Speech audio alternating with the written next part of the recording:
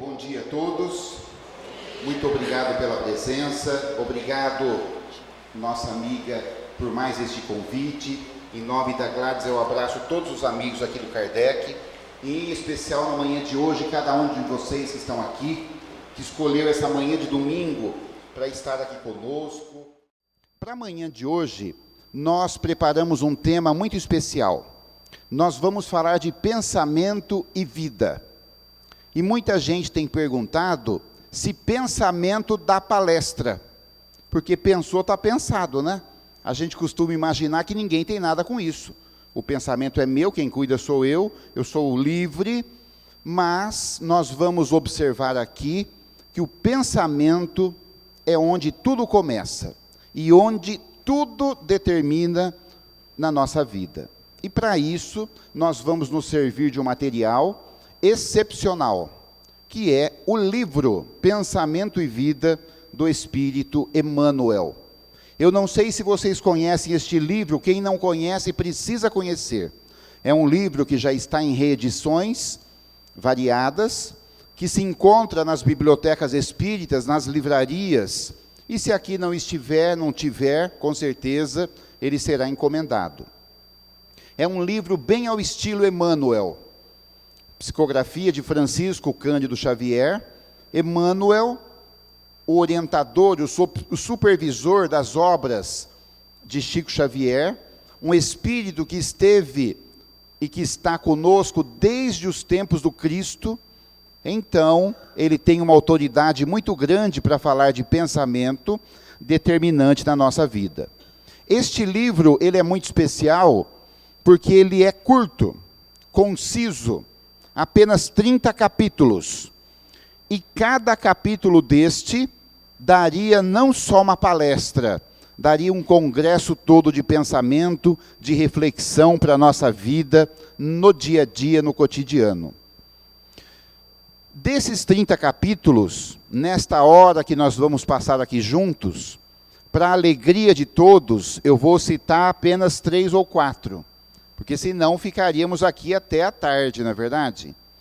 Mas eu espero que a cada citação a gente possa refletir, a cada um de nós, relembrar, redescobrir, repensar nas nossas atitudes do dia a dia, e Emmanuel nos convida a isto.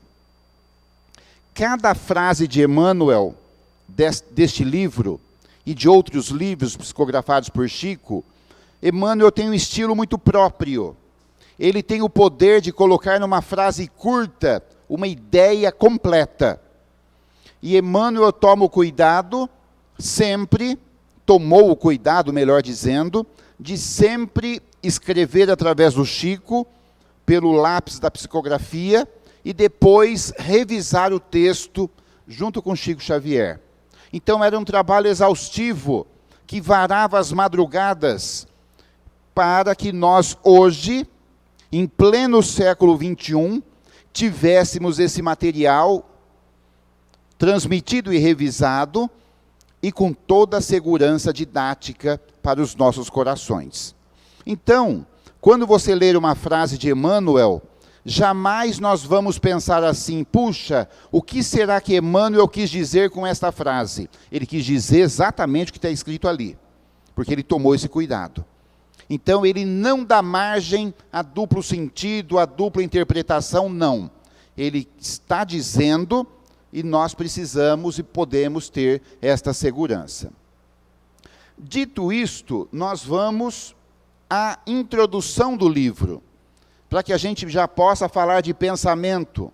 E na introdução deste livro, olha o que diz Emmanuel. Parece uma coisa difícil de entender, mas vocês vão perceber que é muito simples.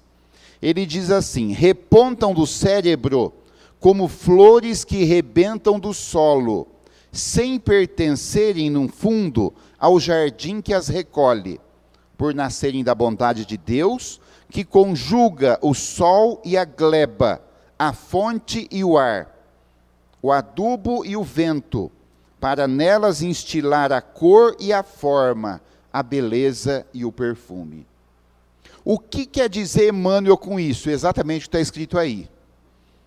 Ele quer dizer por exemplo, que as flores nascem do chão, só que elas não pertencem ao chão, elas pertencem a Deus que as criou. Da mesma forma, o pensamento que reponta da mente, do cérebro, ele também brota de nós, mas ele não pertence a nós, ele pertence a Deus, porque nós somos criados por Deus. Então, meus amigos, vamos repensar o que nós vamos pensar, porque o pensamento ele tem uma força incrível. Quer ver uma coisa? Vocês já ouviram falar em prece? Já ouviram? Acabamos de fazer uma prece. A prece, ela vem de onde? Do pensamento. E ela se transforma numa força, numa energia tal, que ela chega até, por exemplo, os porões do umbral. A prece, ela tem a capacidade de, pelo pensamento, chegar no planeta mais distante, no plano espiritual, onde vocês queiram imaginar que tem lá uma pessoa que nós amamos. É a força do pensamento. Então, o pensamento não tem barreiras. Por isso, ele determina a nossa vida. É o que nós vamos ver hoje. Já no capítulo primeiro capítulo do livro, o capítulo se chama O Espelho da Vida.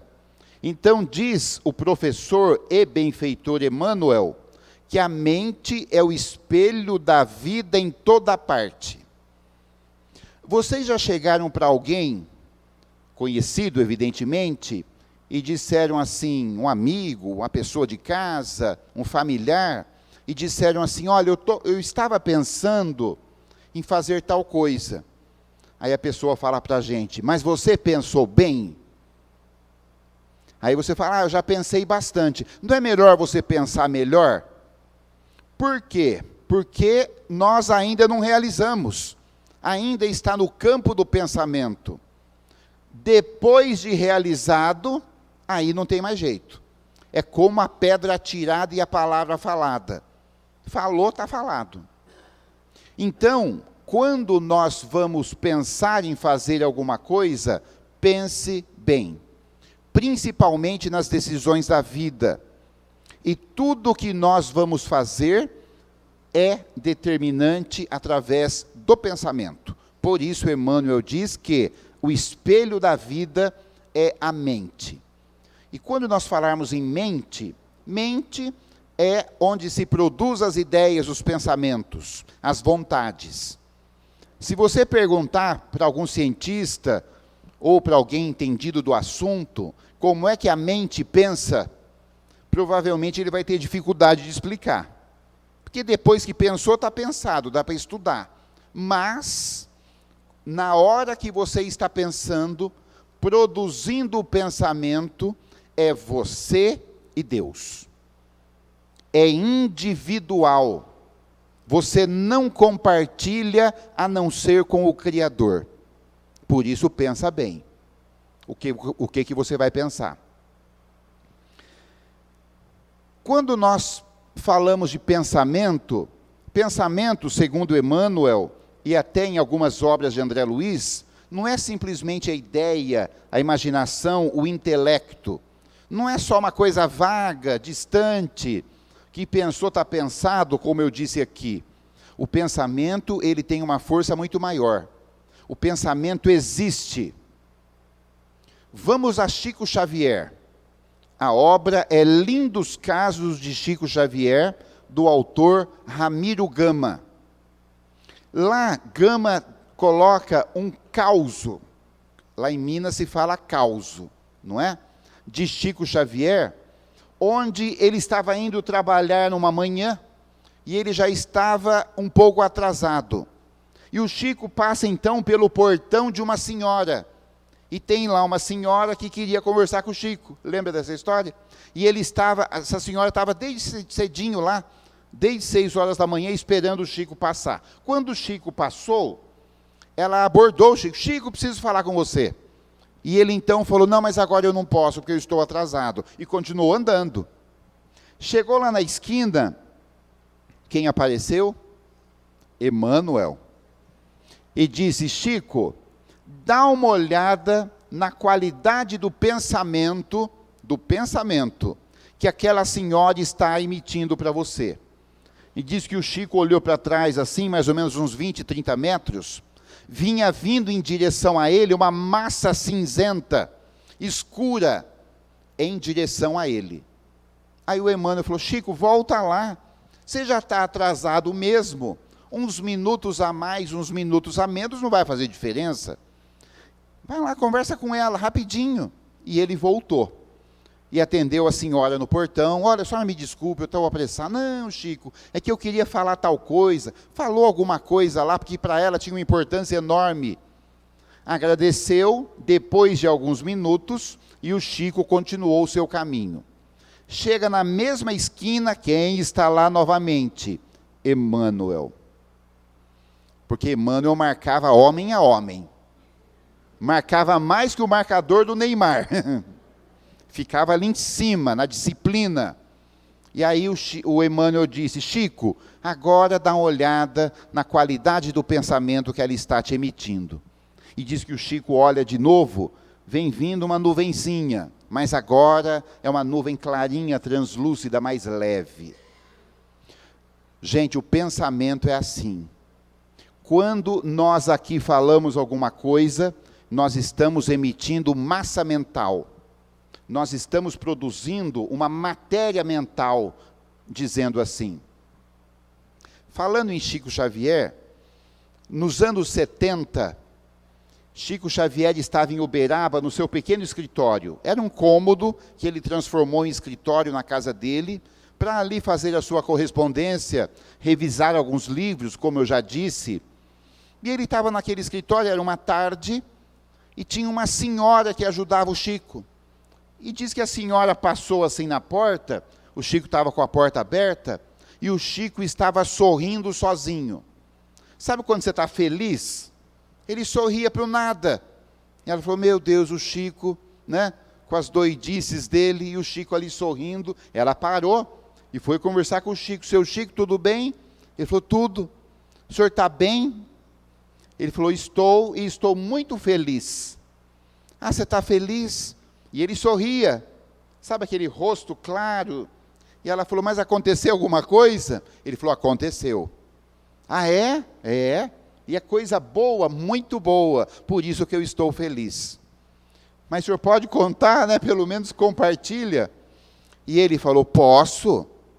E disse o Chico: olha que impressionante, disse ele: eu estou muito feliz, 1970 e pouco, porque neste momento, ele estava em Uberaba, neste momento, disse o Chico, lá no Rio de Janeiro, o nosso compositor Antônio Carlos Jobim acaba de compor a canção Águas de Março. E é por isso que eu estou feliz. Ele já sabia em Uberaba. Olha a força do pensamento deste espírito. Imagine a qualidade de pensamento de Chico Xavier em Uberaba com relação a Tom Jobim, que estava lá no Rio de Janeiro. E a senhora perguntou para ele: mas por que o motivo de tanta felicidade? E o Chico disse: sabe o que é, minha filha? É que tanta gente vai ficar feliz com essa música. Cada vez que essa música tocar no rádio, ou alguém colocar música na vitrola, aquele tempo era vitrola, vai criar um motivo, um pensamento bom de felicidade. E isso é multiplicador. Gente, eu tenho certeza, eu não vou arriscar cantar aqui, senão nunca mais me convidam a voltar, não é? Mas eu tenho certeza que se eu disser aqui um verso da música, alguém vai ficar feliz. Porque quando Tom Jobim diz: são as águas de março fechando o verão, é promessa de vida no meu coração. Dá uma felicidade, não dá? É uma coisa que fala: gente, isso aí veio de Deus, não é possível. Isso aí é quase psicografado. E é, não é? Porque a inspiração, ela vem do alto, ela vem das coisas boas. Então aqui nós estamos falando de pensamento. E cada vez que a gente emite um pensamento aqui, Nós temos responsabilidade com relação a quem nós estamos pensando. Responsabilidade. Porque se eu estou aqui e penso num amigo, por exemplo, lá em Matão, por exemplo, o Orson, a gente fala, nossa, estou com saudade do Orson. Lá em Matão, pode ser que o Orson, nos seus afazeres, não vai sentir, nossa, o André está pensando, não, também não, né? Mas ele vai sentir alguma coisa diferente, eu tenho certeza. Da mesma forma, quando nós emitimos um pensamento negativo, a pessoa lá também vai se sentir mal. Porque a força do pensamento, ele pode levantar, como ele pode derrubar também. Alguma vez vocês já sentiram alguma coisa assim estranha? E falou, nossa, eu estou assim com uma coisa ruim, até minha orelha está queimando. Será que tem alguém falando mal de mim? Tem. Tenham certeza que tem. E aí é a hora da prece, porque nós precisamos responder a esse pensamento com pensamento positivo. Por isso que o hábito de orar diariamente é tão importante. O hábito de ler um trechinho do Evangelho diariamente é tão importante em nossas vidas. Minutos que farão toda a diferença. No capítulo 2, eu prometo que eu não vou até o 30. No capítulo 2, ele fala das vontades. E Emmanuel facilita a nossa vida ao comparar a mente humana a um escritório de departamentos. Então, lá na empresa, não tem o departamento RH, segurança, portaria, limpeza, finanças. A mente humana, ela também é departamentalizada.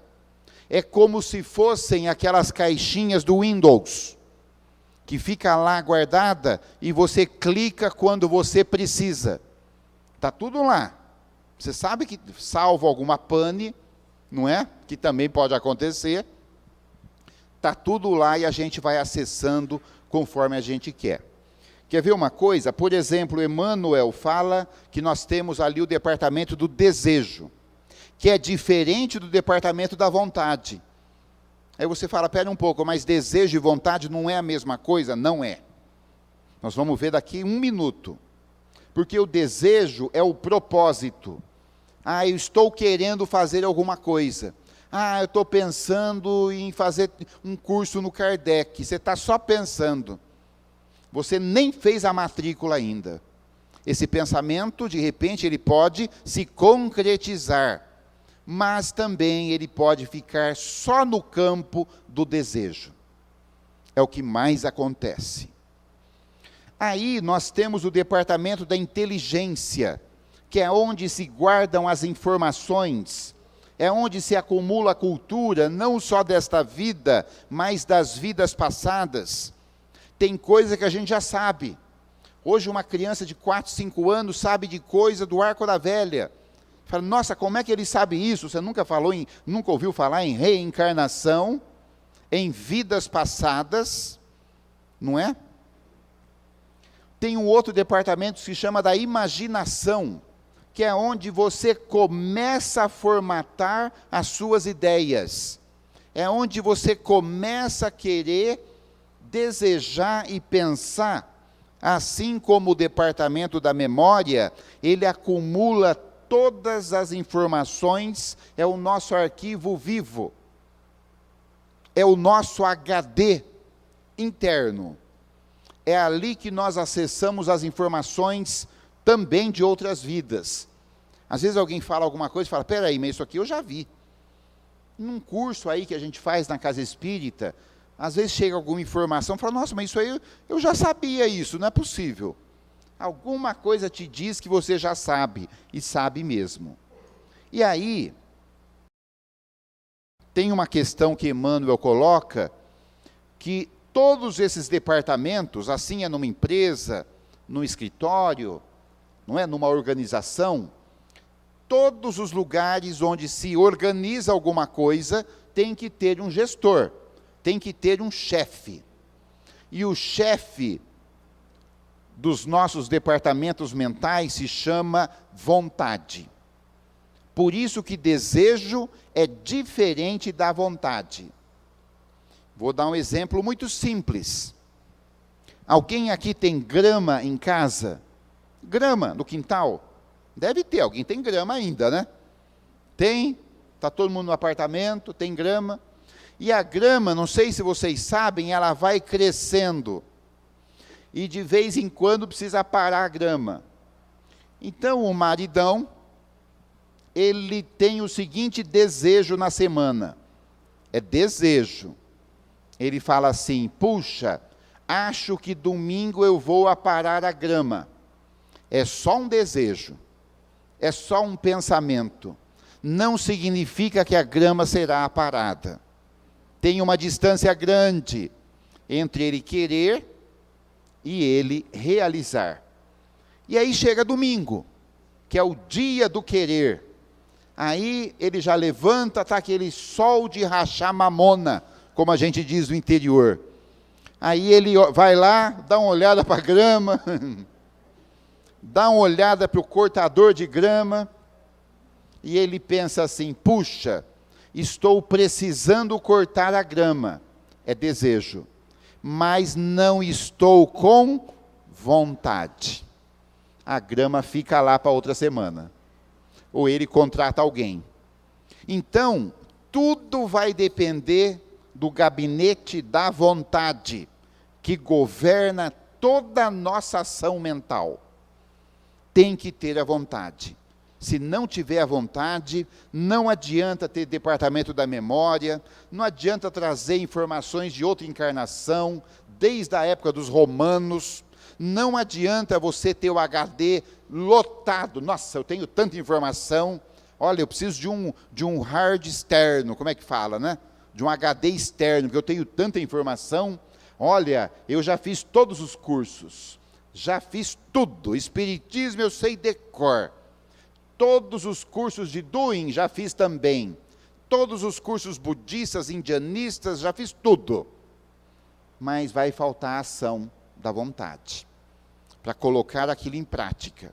Porque não adianta você fazer todos os cursos e assistir todas as palestras de todas as religiões, se você chega na fila das lojas americanas e não tem paciência de esperar a sua vez. Sabendo que ali você não é ninguém, você é só o próximo. Porque a mocinha fala: próximo é você. Não é o próximo que Jesus falou, não. É o próximo de mais um que está ali. Se você quiser sair da fila e devolver a mercadoria, ninguém vai lá falar: você não vai levar? Não, leva. Eu abro um caixa especial para você. Gente, nós somos mais um. Por isso, aproveitar as oportunidades. Vamos em frente. Pulando do capítulo 2 para o capítulo 20. Olha, já demos um pulo enorme, não é? Tem um capítulo que Emmanuel intitulou Hábito. E aí é que o bicho pega. Porque nós, quando estávamos lá no plano espiritual, nós fizemos um combinado. Nós fomos chamados e nos foi dito: olha, você vai reencarnar. É uma nova oportunidade. Tudo bem? A gente fala: tudo bem. Mas nós vamos fazer aqui algumas combinações. Você vai fazer isso, vai por esse caminho, vai fazer aquilo. É um combinado, eu costumo dizer. Não é promessa, não. É um comprometimento com a gente mesmo. E aí então, a gente reencarna. Vem aqui com pai, com mãe, vem aqui com família, postiço ou não é família, não é? E aí a gente começa a nossa trajetória. Mas tem a questão do hábito. Hábito este que nós trazemos de outras encarnações e que podem comprometer a nossa estadia aqui na Terra. Esses 70, 80, 90 anos que vamos aqui passar, na média, podem ficar comprometidos se nós não estivermos dispostos a romper paradigmas, a romper estruturas que já vêm caminhando nos séculos. E muita gente prefere atuar e agir da mesma forma que agia no passado. É por isso que nós redundamos em tantos equívocos que já cometemos no passado. Então, quando a gente comete um erro aqui, e a gente comete sempre o mesmo erro, porque nós somos escravos da repetição, nós não inovamos, lá no plano espiritual uma lágrima cai. Porque o Espírito fala assim, os Espíritos dizem, puxa, que pena. De novo esse sujeito fazendo a mesma coisa. Tanto que nós aqui orientamos, e ele de novo está caindo na mesma cilada. Tem uma emissora de televisão famosa, que todo mundo conhece, que tem alguns refrões, não é? Tem algumas chamadas.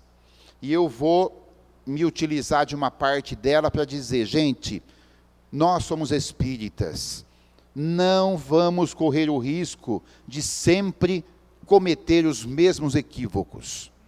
Então, dando um tom de brincadeira, eu diria o seguinte, já estamos em 2019, a era do espírito, a era da mudança. Então, 2019, como diz lá na emissora, tente, invente, pelo menos cometa um equívoco diferente. Porque aí a espiritualidade vai ficar mais contente. Ah, pelo menos ele cometeu alguma coisa que ele não fez antes. Ele usou pelo menos a criatividade. Porque dos nossos erros, os espíritos já estão cansados. E espírito também cansa. Porque eles trabalham também.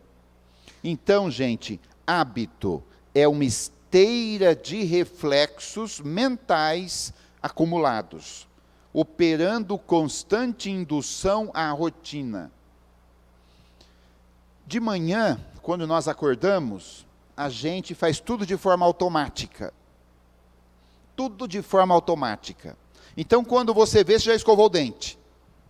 Você pensa para escovar o dente? Agora vou pegar a minha escova, aí você pega.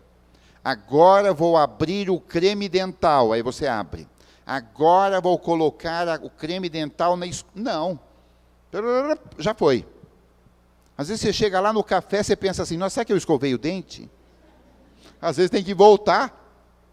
Quantas vezes a gente volta para conferir se fechou a porta? Se voltar mais de 3 vezes na semana, já é toque. Até 3 vezes dizem que não é. Eu, por exemplo, eu tenho um mecanismo de defesa, que a gente sai muito para a rua, para viagem. Imagina você estar lá em Anguera, pensar se você fechou ou não a porta. Então eu penso assim, quando eu vou fechar a porta, eu falo, estou fechando a porta. Estou conferindo. Está fechada. Aí eu entro no carro e vou embora. Aí lá por Americana, Limeiro, eu penso assim, nossa, será que eu fechei a porta? Aí eu penso, não, fechei, porque eu conferi. Às vezes ainda tem alguma dúvida. Olha como é o pensamento, olha como é o hábito. Então, já que nós vamos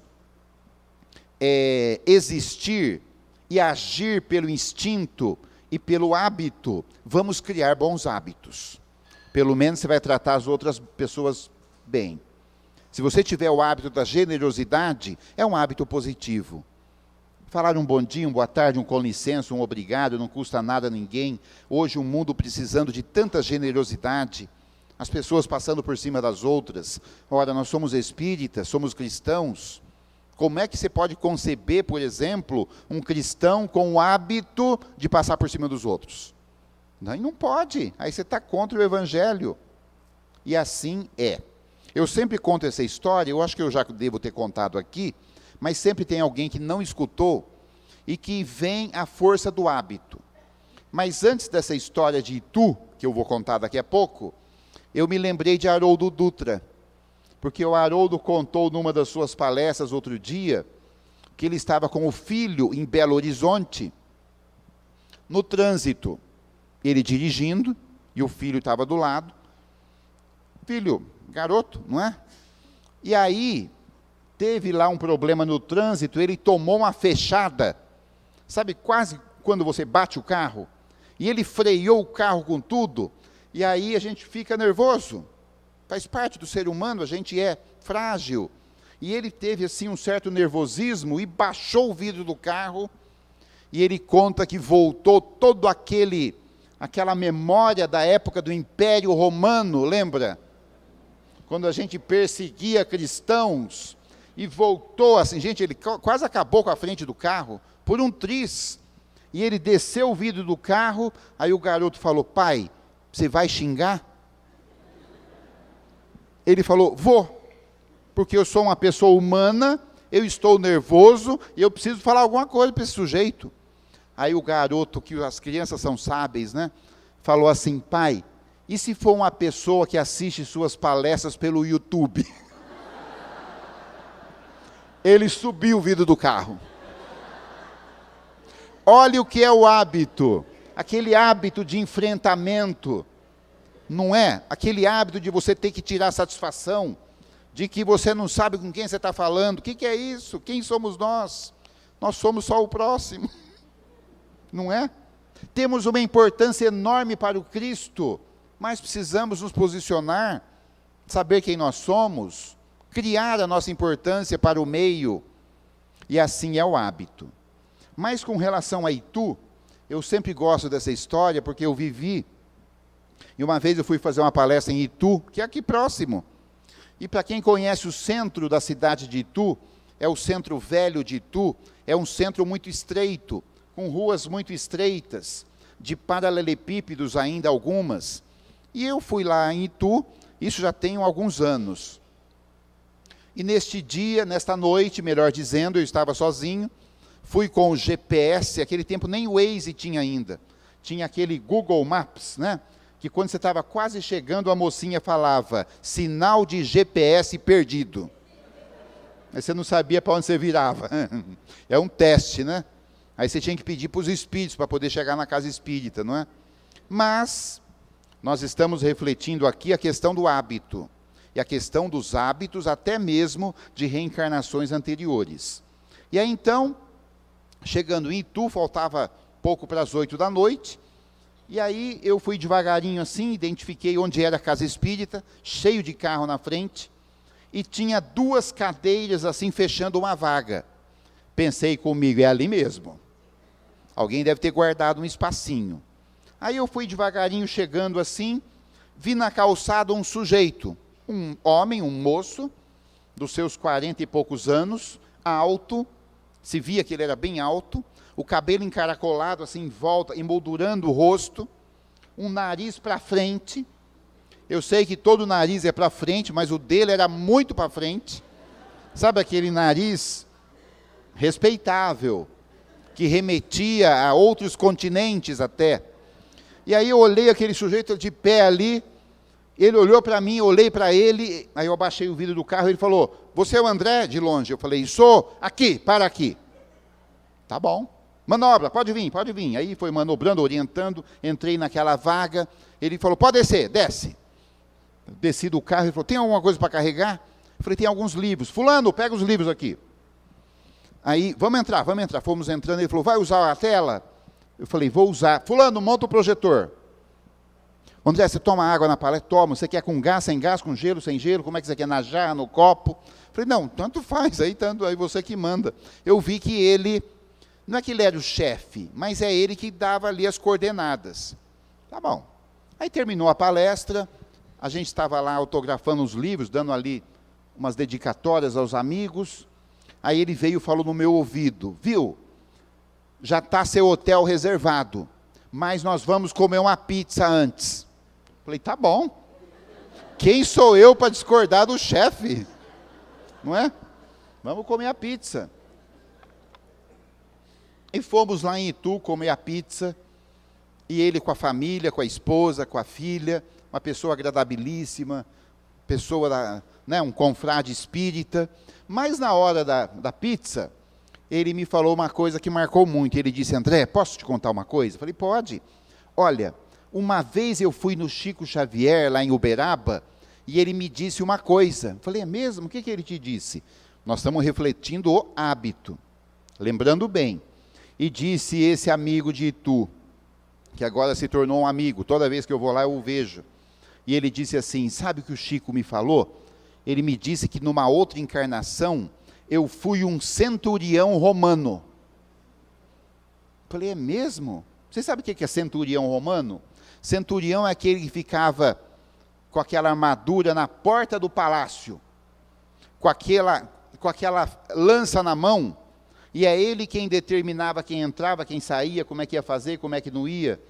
Aquele tempo não tinha carro para manobrar, mas ele determinava quem podia entrar. Era o porteiro, pessoa que recebia.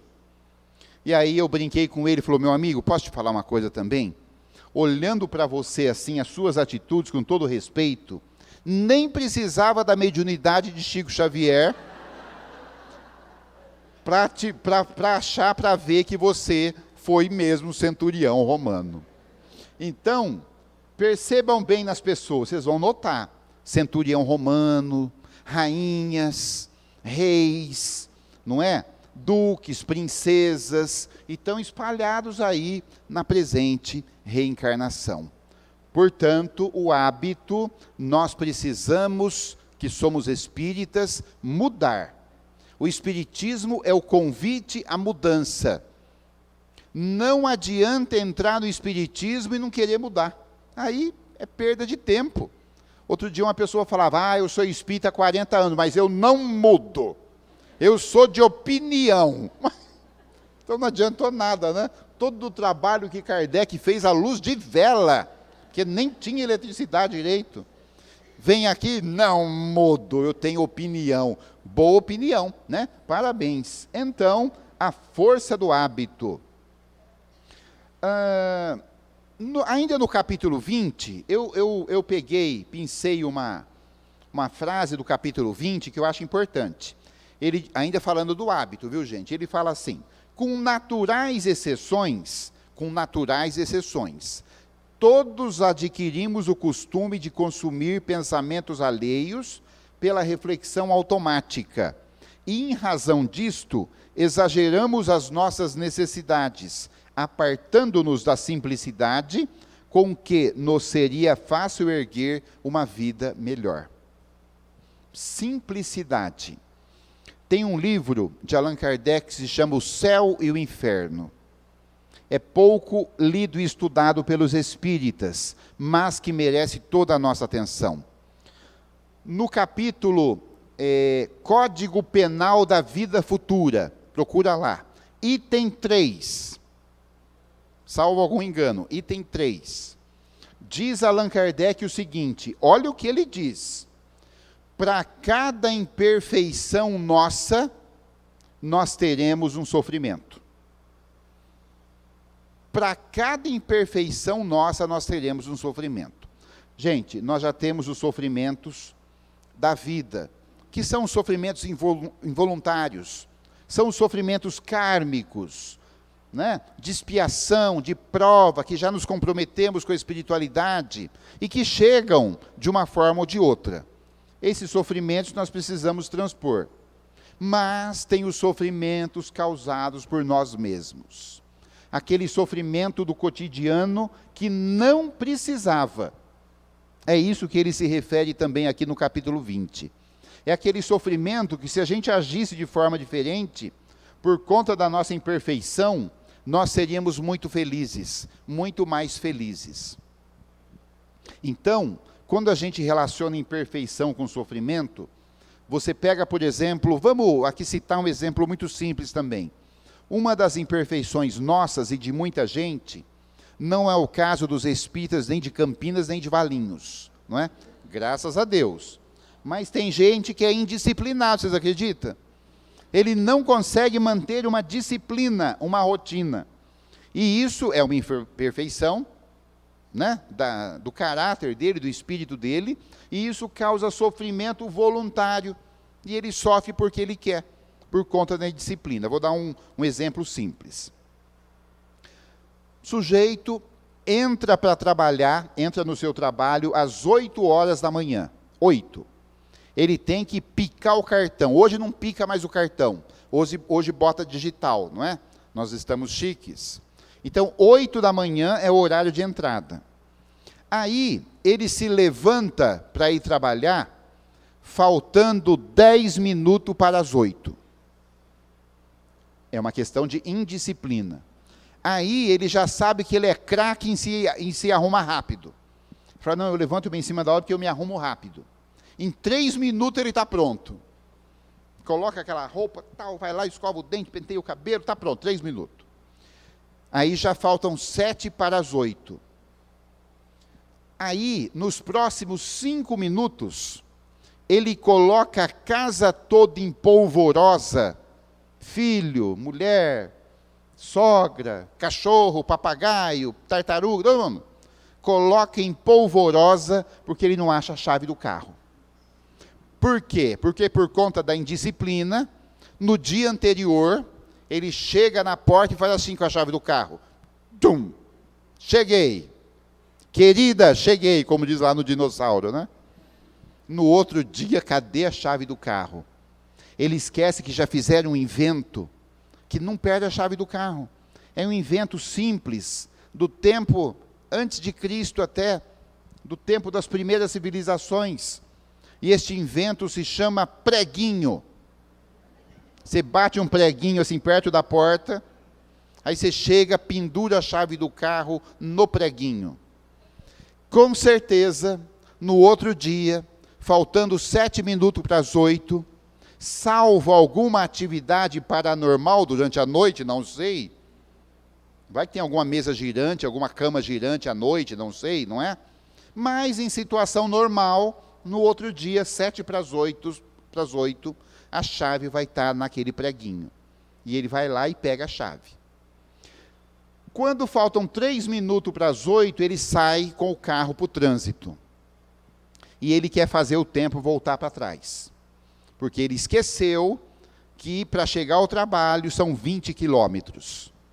E justo no percurso que ele tem que fazer, o prefeito mandou colocar radar, lombada, semáforo, faixa de pedestre, escola, hospital. Não é possível, é muito sofrimento. Porque no meu caminho tem que ter tudo isso. Tanta estradinha aí tranquila. No meu caminho tem que ter radar, semáforo, lombada, gente chata para parar. Aquele guarda de trânsito que quando eu estou chegando, ele para o trânsito para as crianças atravessarem. Aí a criança atravessa bem depressa, né? Imagina, atravessa olhando para a natureza, feliz. Aí tem até um garoto que para abraçar o guarda. Que é isso? Para que criança tem que abraçar o guarda? É um herói por acaso? Gente, não é assim? E aí nós ficamos nervosos, sofrimento, porque aquele trânsito não dá nessa manhã, eu vou chegar atrasado. Perceberam como é que é? Por conta de uma imperfeição nossa. Bastava levantar mais cedo. Levanta mais cedo. Toma o seu banho, isso também eu me incluo, viu, gente? Toma o seu banho, tranquilo, deixa a água cair, faz bons pensamentos, já limpa o corpo e o espírito, que a gente limpa o espírito através do pensamento. Tome o seu café tranquilamente, para que faça digestão. Faça a sua prece matinal, preparando o seu dia, um novo dia que é a bênção da vida. São mais 24 horas que você está recebendo como presente de Deus. Mas é uma questão de hábito. É uma questão de hábito.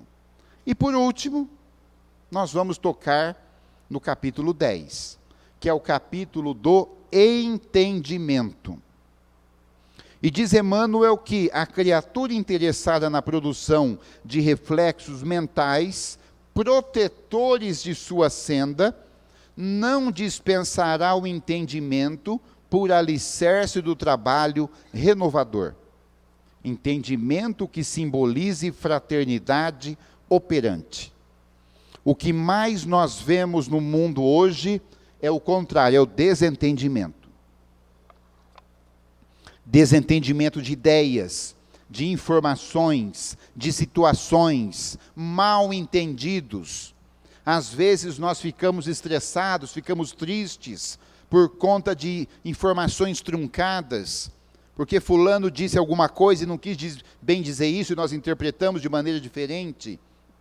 Então, este capítulo importantíssimo, e nós estamos aqui realmente para nos entender, dentro de casa, dentro da casa espírita, ali no meio social, no clube, no trabalho, há que se ter um entendimento. Não tem jeito, mas é difícil. Se fosse fácil, nós não estaríamos aqui numa reencarnação. Para vocês terem uma ideia, quando nós estamos ainda lá no plano espiritual, já citei isso aqui hoje, lembra que nós fazemos um combinado? E aí vem a notícia que saiu a nossa reencarnação. Fulano, saiu sua reencarnação. Como que é seu nome? Roberta. Posso usar você como exemplo? Saiu a reencarnação da Roberta. E ela fica feliz. Ai, saiu minha reencarnação. Faz 50 anos que eu pedi. E aí, Roberta, olha, Roberta, você vai poder participar do seu planejamento reencarnatório. Ah, posso participar? Pode, porque você tem já um entendimento. Olha aí, entendimento. Então você pode participar da sua programação reencarnatória, que é uma bênção, porque daí dá para saber mais ou menos o que dá para combinar. Nós não teremos grandes surpresas. E aí fala para a Roberta, Roberta, bom, vamos ver aqui, você vai nascer, seu pai e sua mãe são esses, você vai nascer em Campinas. Aí ela fala, de novo? Nem sei se a Roberta é de Campinas. Porque já está lá mais ou menos o seu círculo familiar. Por quê? Você estava querendo alguma coisa? Ela falou, não, eu estava pensando Paris. Mas vai Campinas mesmo, com todo respeito a Campinas, cidade maravilhosa. Estava pensando em Londres, né? Mas tudo bem. Nova York, a gente sempre quer alguma coisa diferente, né? De repente está lá em Nova York e quer nascer em Campinas. Não, tudo bem, vai Campinas mesmo, está ótimo. Ah, então tá bom. Bom, então é o seguinte, Roberta, você com 20 e tantos anos, você vai se casar. Ah, eu vou casar de novo? Vai ter que casar, mas vai precisar? Vai precisar. Porque você vai precisar fazer uma família assim bem, né? Porque não tem jeito. Ah, não, tudo bem, se vai precisar, eu me comprometo, que bom. Mas quem vai ser meu marido? Eu vou apresentar. Fulano, pode vir. Roberta fala, não, esse não. Não, esse aí não, né? Vocês estão de brincadeira comigo, né? Vocês estão querendo que minha reencarnação não dê certo. Porque gente, você sabe que nós já, né? Não, Roberta, mas é burilamento, vai ter que ser. Mas não tem jeito? Não. Então tá bom. Mas tem uma boa notícia, vocês terão 3 filhos. Ah, que boa notícia, porque eu adoro crianças, não é? E 3 filhos vai ser uma bênção. Mas quem serão meus filhos? Eu vou apresentar. Vocês 3, pode vir. A Roberta fala, não, essa gente lá em casa eu não quero. Gente, nós já chamamos nossos filhos de essa gente, lá no plano espiritual. Essa gente lá em casa, não. Gente, isso aí vai dar problema. Vocês estão querendo que não dê certo, é isso. Por acaso, aí a gente vai falar para o Espírito, viu, você é mesmo meu anjo da guarda? Porque eu estou achando que não é não, né? Gente, é uma brincadeira, evidentemente, mas nós precisamos aqui, nesta oportunidade, entrar no entendimento. Entrar num acordo, de alguma forma, que a gente possa se entender desta forma. Então, olha lá, já se encaminhando, arredondando os nossos finalmentes, o pensamento ele é vibracional. Cada vez que nós pensamos, nós emitimos uma forma de vibração, como se fossem ondas de rádio, como se fossem as ondas da internet, não é? Então, quando nós emitimos um pensamento, ele existe. Nós já tivemos hoje a prova disto, com a história de Chico Xavier, os mecanismos da prece, do passe. Quando nós entramos na câmara de passe e recebemos lá uma descarga magnética, o médium passista está emitindo pensamentos a nosso favor, que conjugam ali com os fluidos e criam um ambiente muito favorável a quem está recebendo o passe. Então, o pensamento tem vibração, o pensamento tem cheiro. Se nós pudéssemos sentir o cheiro do pensamento, tem cheiro. Vocês não chegaram em casa algum dia e tinham um cheiro estranho? Aí você abre a porta e fala, nossa, acho que deixaram o gás aberto. Que cheiro esquisito, alguma coisa estragada. Meu Deus, que cheiro de enxofre. Vai saber que espírito está lá cheirando enxofre, o que é isso? Por outro lado, uma vez, Chico Xavier tem uma amiga muito querida, chamada Nena Galves. Dona Nena, lá de São Paulo, companheira dele de muitos anos, e toda vez que ele ficava hospedado em São Paulo, ele ficava na casa de Nena e Francisco Galves. E Dona Nena conta que certa feita, ela fez uma cirurgia.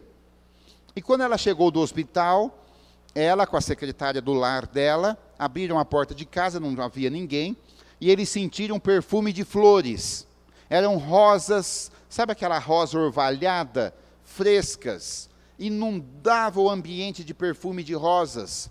E ela falou, nossa, alguém deixou algum buquê aqui para nós, vamos procurar. E não tinha buquê nenhum, e procura daqui, e aquele cheiro persistia. Depois de 15 minutos, toca o telefone.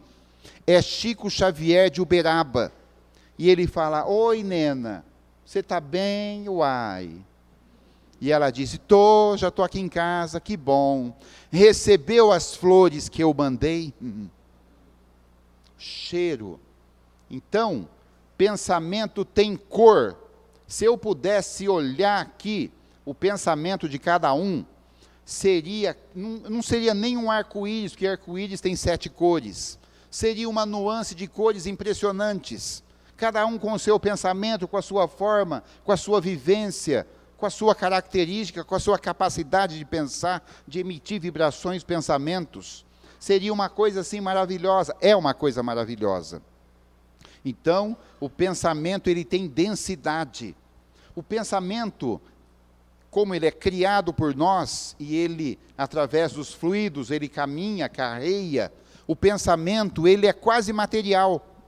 Evidente que não é material igual essa mesa, mas ele tem a sua materialidade. Daria quase para pegar. Lembra lá da nuvenzinha do Chico Xavier? Ele existe.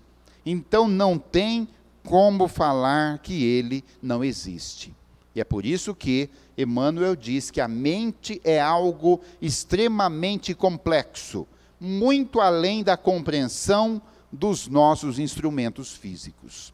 Por isso, meus amigos de Campinas, vejam lá o que vocês vão pensar, né? E porque nós estamos emitindo matéria mental, e essa matéria mental existe, e ela é determinante. Para vocês terem uma ideia, o nosso pensamento determinou até mesmo este corpo que nós estamos ocupando hoje. Porque foi este corpo que nós imaginamos e que nós precisamos na atualidade. Portanto, não adianta reclamar.